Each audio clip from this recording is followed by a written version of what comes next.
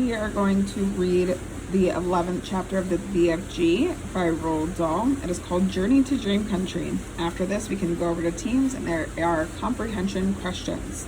So, Journey to Dream Country. After the Mad Frobscottle party was over, Sophie settled herself again on top of the enormous table. "You is feeling better now?" asked the big friendly giant. "Much better, thank you," Sophie said. "Whenever I is feeling a bit scrotty," the BFG said, "a few scallops of Frobscottle is always making me hopscotchy again." "I must say it's quite an experience," Sophie said. "It's a Raz Twizzler," the BFG said. "It's gloriumptuous." He turned away and strode across the cave and picked up his dream-catching net. "I is galloping off now," he said, "to capture more wopsy-whiffling dreams for my collection. I is doing this every day without missing. Is you wishing to come with me?" "Not me, thank you very much," Sophie said. "Not with those other giants lurking outside." "I is snuggling you very cozy in the pocket of my waistcoat," the BFG said. "There is no one seeing you." Before Sophie could protest, he had picked her up off the table and popped her into his waistcoat pocket. "There is plenty of room in there. Is you wishing for a little hole to peep out from?" he asked her. "There's one here already," she said. She had found a small hole in the pocket, and when she put one eye closer to it, she could see out very well. Indeed. She watched the BFG as he bent down and filled the suitcase with empty glass jars. He closed the lid and picked up the suitcase with one hand, took the pole with the net in the other hand, and marched towards the entrance of the cave. As soon as he was outside, the BFG set across the great, hot yellow wasteland where the blue rocks lay and the dead trees stood, and where all the other giants were skulking outside. Sophie, squatting low on her heels in the pocket of the leather waistcoat, had one eye glued to the little hole. She saw the group of enormous giants about 300 yards ahead. "Hold your breaths," the BFG whispered down to her. "Cross your figglers. Here we go. We is going right past all these other giants. Is you seeing that whopping great one, the one nearest to us?" "I see him," Sophie whispered back, quivering. "That is the horriblest of them all, and the biggest of them all. He is called the flesh lump eating giant." "I don't want to hear about him," Sophie said. "He is 54 feet high," and the BFG said softly as he jogged along. "And he is swallowing human beings like they is sugar lumps 2 or 3 at a time." "You're making me nervous," Sophie said. "I is nervous myself," the BFG whispered. "I is always gets as jumpy as a jug hopper when the flesh lump eating giant is around." "Keep away from him," Sophie pleaded. "Not possible," the BFG answered. "He is galloping easily 2 times as quickly as me." "Shall we turn back?" Sophie said. "Turning back is worse," the BFG said. "If they is seeing me running away, they is all giving chase and throwing rocks." "They would never eat you, would they?" Sophie asked. "Giants is never guzzling other giants," the BFG said. "They is fighting and swirling a lot with each other, but never guzzling. Human beings is more tasty than them." The giants had already spotted the BFG, and all heads were turned, watching him as he jogged forward. He was aiming to pass well to the right of the group. Through her little peephole, Sophie saw the flesh lump eating giant moving over to intercept them. He didn't hurry, he just loped over casually to a point where the BFG would have to pass. The others loped after him. Sophie could count 9 of them all together. She recognized the blood bottler in the middle of them. They were bored. They had nothing to do until nightfall. There was an air of menace about them as they loped slowly across the plain with long, lollipopping strides, headed for the BFG. "Here comes the runty one," boomed the flesh lump eater. "Ho, ho there, runty one. Where is you splashwinkling away to in such a hefty hurry?" He shot out an enormous arm and grabbed the BFG by the hair. The BFG didn't struggle. He simply stopped and stood quite still and said, "Be so kind as to be letting go of my hair, flesh lump eater." The flesh lump eater released him and stepped back a pace. The other giants stood around waiting for the fun to start. "Now then, you little grob squiffler," boomed the flesh lump eater. We is all of us wanting to know where he was galloping off to every day in the daytime. Nobody ought to be galloping off to anywhere until it is getting dark. The human beings could easily be spotting you and starting a giant hunt, and we is not wanting that to happen, is we not?" "We is not," shouted the other giants. "Go back to your cave, runty one." "I is not galloping to any human being's country," the BFG said. "I is going to other places." I is thinking, the BFG, the flesh lump eater, that you is catching human beings and keeping them as pets. Right you is, cried the blood bottler. Just now I is hearing you chittering away with one of them in his cave. You is welcome to go and search my cave from frack to brunt. The BFG answered, you can go looking into every crook and nanny. There is no human beans, or stringy beans, or runner beans, or jelly beans, or any other beans in there.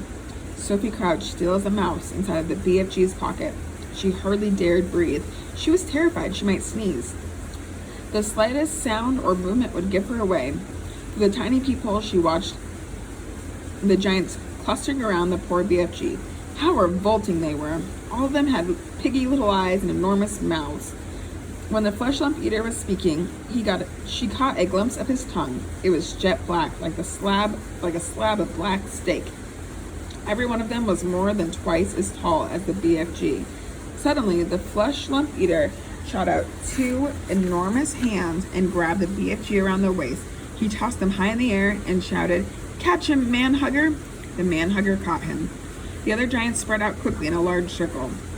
Each giant about 20 yards from his neighbor, preparing for the game they were going to play. Now the man-hugger threw the BFG high and far, shouting, "Catch him, bone cruncher!" The bone cruncher ran forward and caught the tumbling BFG and immediately swung him up again. "Catch him, child chewer," he shouted, and so it went on.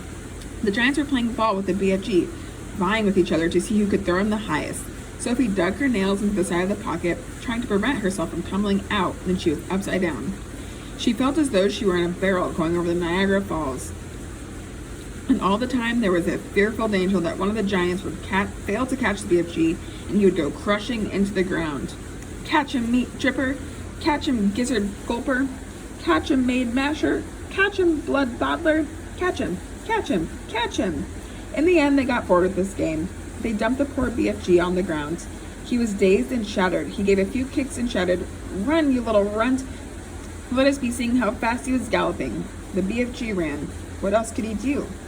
The giants picked up the rocks and hurled them after him. He managed to dodge them. "Ready, little runt," they shouted. "Troggy little twit, surly little shrimp, mucky little midget, squatty little squib, grubby little grub." At last, the BFG got clear of them all, and in another couple minutes, the pack of giants was out of sight over the horizon. Sophie popped her head up from the pocket. "I didn't like that," she said. "Phew," said the BFG. "Few and far between. They was in a nasty crouching mood today, was they not? I is sorry you is having such a whirligig time." "No worse than you," Sophie said. "Would they ever really hurt you?" "I isn't ever trusting them," the BFG said. "How do they actually catch the humans they eat?" Sophie asked. "They is usually sticking an arm in through the bedroom window and cinching them from their beds," the BFG said. "Like you did to me?"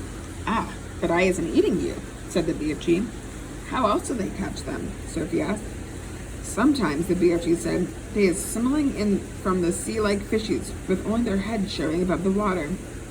And then they come out comes a big hairy hand and grabs someone off the beach." "Children as well?" "Often chidlers," said the BFG said. "Little chidlers who is building sandcastles on the beach. That is who the swimming ones are after. Little chidlers is not so tough as an old grandmama," so says the child chewing giant. As they talked, the BFG was galloping faster over the land. Sophie was standing right up on the waistcoat pocket now, holding onto the edge with both hands. Her head and shoulders were in the open and the wind was blowing in her hair. "How else do they catch people?" she asked. "All of them is having their own special ways of catching human beings," the BFG said. "The meat-dripping giant is preferring to pretend he's a big tree growing in the park.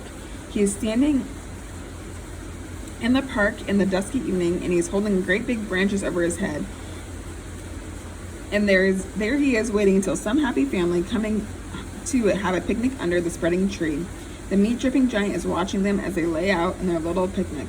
But in the end, it is the meat dripper who is having the picnic." "It's too awful," Sophie cried. "The gizzard-gulping giant is a city lover," the BFG went on. "The gizzard-gulper is lying high between the roofs of houses in big cities.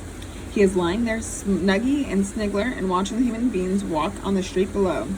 When he sees one that looks like it has a whoopsie good flavor, he grabs it. He is simply reaching down and snatching it off the street like a monkey in a net, taking a net. He says it's nice to be able to pick and choose what he was having for supper, he says.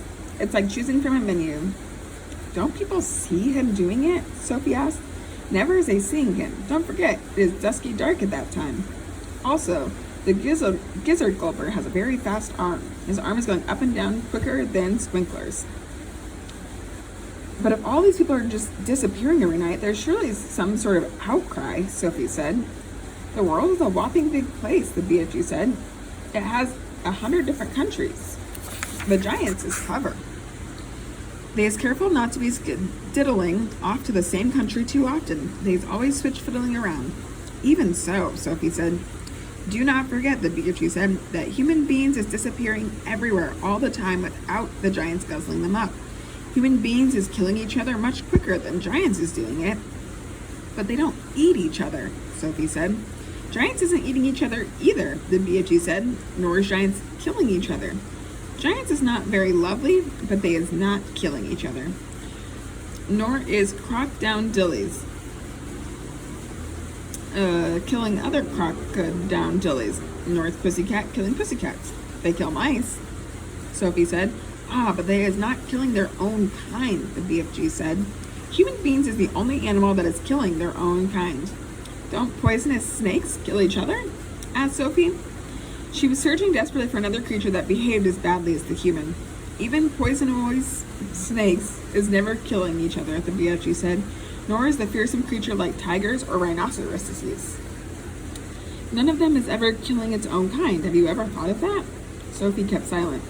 I is not understanding the human beings at all, the BFG said. You is a human being, and you is saying it is grisling and horrigest for giants to be human beings, right or left. Right, Sophie said. But human beings is squishing each other all the time, the BFG said. They is shooting guns and going up in aeroplanes and drop their bombs on each other's heads every week. Human beings is always killing other human beings. He was right. And of course he was right, and Sophie knew it. She was beginning to wonder whether humans actually were any better than giants. Even so, she said, defending her own race, I think it's rotten that those foul giants should go off every night to eat humans. Humans have never done done them any harm. That is what the little piggy wig is saying every day, the BFG answered. He is saying, I has never done anything to harm a human being, so why should he be eating me? Oh dear, Sophie said. The human beings is making rules to suit themselves, the BFG went on. And when the rules they is making do not suit the little piggy wiggies, am I right or left? Right, Sophie said. Giants is also making rules. Their rules is not suiting the human beings. Everybody is making his own rules to suit himself. But you don't like it, and those beastly giants are eating humans every night, do you? Sophie asked. I do not, the BFG answered firmly. One right is not making two lefts. Is you quite cozy down there in my pocket? I'm fine, Sophie said. Then suddenly, once again, the BFG went into that magical top gear of his. He began hurtling forward with phenomenal leaps. His speed was unbelievable. The landscape became blurred, and again, Sophie had to duck down out of the whistling gale to save her head from being blown off her shoulders. She crouched in the pocket and listened to the wind screaming past. It came knifing in through the tiny peephole in the pocket and whooshed around her like a hurricane. But this time the BFG didn't stay in top gear long. It seemed as though he had some sort of barrier to cross, a vast mountain perhaps, or an ocean, or a great desert. But having crossed it, he once again slowed down to his normal gallop, and she was able to plop her head up and look out once more at the view. She noticed immediately that they were now in an altogether paler country. The sun had disappeared above a film of vapor. The air was becoming cooler every minute. The land was flat and treeless, and there seems to be no color in it at all. Every minute the mist became thicker, the air became colder, and everything became paler and paler until soon there was nothing but gray and white all around them. They were in the country of swirling mists and ghostly vapors. There was some sort of grass underfoot, but it was not green. It was ashy gray. There was no sign of living creature, and no sound at all except for the soft thud of the BFG's footsteps as he hurtled through the soft fog. Suddenly he stopped. "We is here at last," he announced. He bent down and lifted Sophie from his pocket and put her on the ground. She was still in her nightie, and her feet were bare. She shivered and stared around at the swirling mist and ghostly vapors. "Where are we?" she asked. "We is in dream country," the BFG said. "This is where all dreams is beginning."